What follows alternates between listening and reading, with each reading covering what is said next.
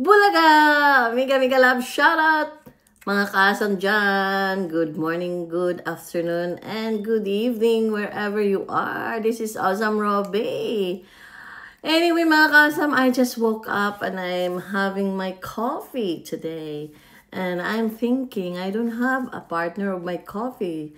So, parang nag-crave ako ng partner. So, I'm thinking to bake a cornbread. Ayan. Shout out po kay Miss Pretty Fiona. I hope you are there. Remember before that I think I make a cake and then you comments there or I comments there that I like cornbread. Or I think that was in my live. And I said to Miss Puna, okay, Miss Puna, my next content is cornbread. But I didn't able to get the cornmeal. So this time, I bought, bumili na talaga. I bought the cornmeal so that I can bake a cornbread. Ayan, Miss Puna, this is it. This is the day. Okay, para sa lahat, sana magustuhan ninyo lahat. At madali lang palang gawin ang ating, sa isip-isip ko lang parang madali lang. Kaya, kayang-kaya nating lahat. Let's go! And this is my ingredients. Ito po ang ating ingredients sa ating cornbread. This is our ingredients. Siyempre, ang ating, cornmeal, 1 cup. 1 cup of flour. All-purpose flour, okay, mga kasam? And then, ang milk natin is 1 1/4 cup. And then, 2 tablespoons of baking powder, 2 eggs, melted butter, and ang ating 1/2 cup of sugar. Kasi mga kasam, gusto ko yung matamis. Kaya, sa akin lang po itong invention. Lalagyan ko po siya ng cream of corn. Kaya medyo ito matamis. Kaya titignan natin ang ating first time na pagluluto nitong bread. Cornbread. Tapos lalagyan natin ng cream of corn. Titignan natin. Okay, let's start mixing our ingredients. Ayan, paghaluin lang natin ang ating dry ingredients. Unang-una, ang ating cornmeal. Ayan. Madali lang naman. I-mix-mix lang siya. Dahan-dahan ang pag-mix para talaga siya ma-combine lahat. Okay? And then, sabayan nyo lang ako. Pero meron din mga kasama, nandyan ang ating ingredients sa description. Next is ang ating sugar, white sugar, 1/2 cup of white sugar. Matamis ito mga kaasam kasi, matamis kasi ako, charot. Ang iba kasi dito mga kaasam, they use this as their, rice. Yung parang nila yan ito katabi ng kanilang ulam. But itong aking ginawa, this is what I'm making. Ay, tama ba yung English ko? What I'm making right now is a dessert because I like sweet. Okay, Miss Puna, this is a dessert for me. But some people likes to eat this with their sudan or with their ulam. Okay, next is the baking powder. Ayan. Haluin ng mabuti.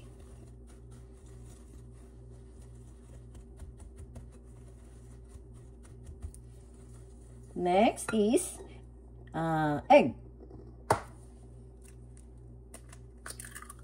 Ayan, ganyan lang, dalawang hindi pala lahat ito. May natilok. Dalawang egg.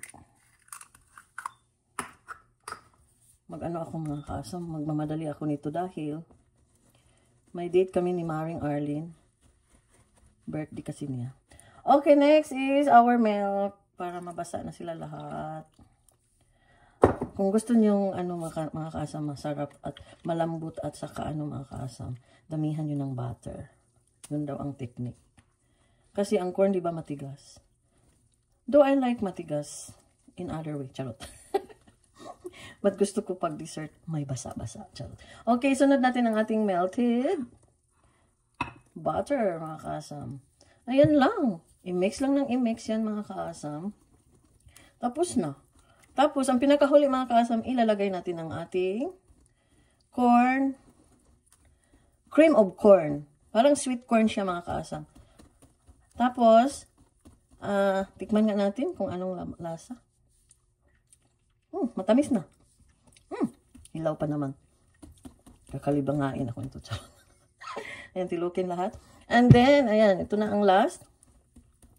Ang ating sweet corn or cream of sweet corn. Anong tawag dito? Mais daw. Cream corn. Ayan. Para pala itong ano. Imbento ko lang ito mga kaasam ha. Nasa sa inyo na. Gusto ko lang matamis. Kaya ayan na. Yan lang po. And then, ilalagay na sa oven for 20 minutes. Okay? Pero gagawin kong ano para lutong-luto ang mais. Gagawin ko po siyang 30 minutes. Para makaalis na ako ngayon. Okay? Yan lang. Ilalagay natin sa hulmahan. And this is it. Let's go cooking. Mga kaasam, meron pala akong nakalimutan. Lalagyan ko pala ng asin. At saka depende pala yan sa inyo mga kaasam kung ang gusto nyo ay maalat-alat, damihan nyo ng asin.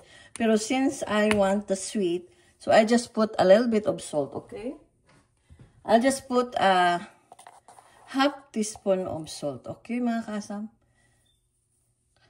Para lilitaw talaga yung tamis. Ayan, sorry, nakalimutan ko pala yan. And then, ito na ang hulmahan natin mga kaasam. Sa ano lang, ito lang, dyan ko lang siya ilalagay. Tapos, anuhin ko siya mga kaasam. Hahaplasan ko po siya ng lana.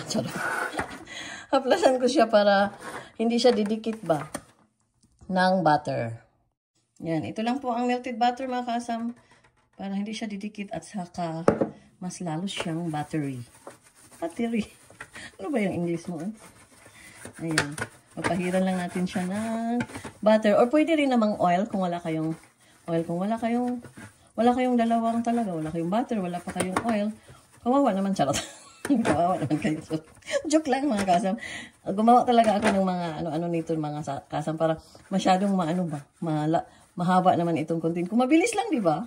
Kaya, dyan lang kayo makikinig para mahaba-haba ang ating paghaplas nito. Okay, yan. Ilalagay na natin ang ating cornbread. There you go. Yan lang. Lulutuin natin siya na how many minutes mga kasam? 30 minutes in 375 degrees na temperature sa oven. Di ba? Madali lang. Lutuin natin para walang masayang. There. Okay, let's turn on our oven. Bake 375. Ano ba yan? Hindi ko makita. 400 na pala. Ayan, 375. Start. Ayan, ipasok na natin yan pag mag-beep. Habang naghihintay dyan sa oven natin mga kaasam, linis-linis, pinay tayo. Wala lang talaga kung linis sa kabisihan dito mga kaasam. Grabe. Hindi pa tumunog ang oven. Pag tumunog na yan, ready to put in the oven na yan mga kaasam. Kaya dyan lang kayo. Ganito ako mga kaasam. Magluluto. Pagkatapos maglalaba. Katulong kasi ako dito mga kaasam. Katulong ng aking mga anak. Puro naman kasi sila mga lalaki. Wala silang pakialam kung madumi ang bahay. Kaya ako lahat. Diba? Tagal ng oven na. Natapos na ako. Hindi pa nagtunog.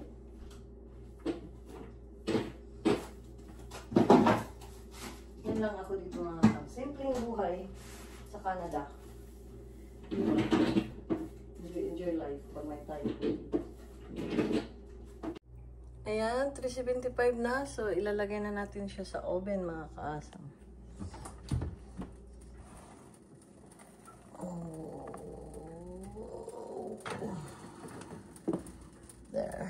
Lulutuin natin ng 30 minutes. Habang naghihintay dyan sa oven natin mga kaasam, linis-linis, pinay tayo. Wala na talaga kung linis sa kabisihan dito mga kaasam. Grabe. Hindi pa tumunog ang oven. Pag tumunog na yan, ready to put in the oven na yan mga kaasam. Kaya dyan lang kayo. Ganito ako mga kaasam, magluluto. Pagkatapos maglalaba. Katulong kasi ako dito mga kaasam.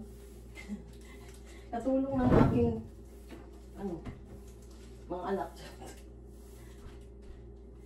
Puro naman kasi sila mga lalaki. Wala silang pakialam kung madumi ang bahay. Kaya ako lahat. Diba?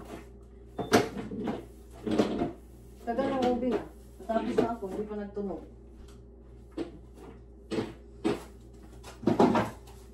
Yan lang ako dito mga kaasam. Simpleng buhay sa Canada. Enjoy life for my time.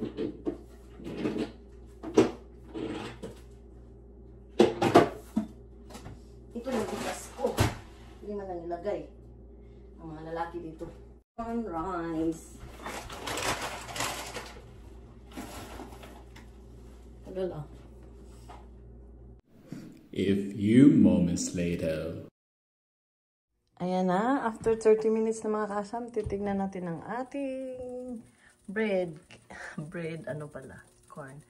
Okay, titestingin natin kung luto na ba sa pamagitan ng toothpick.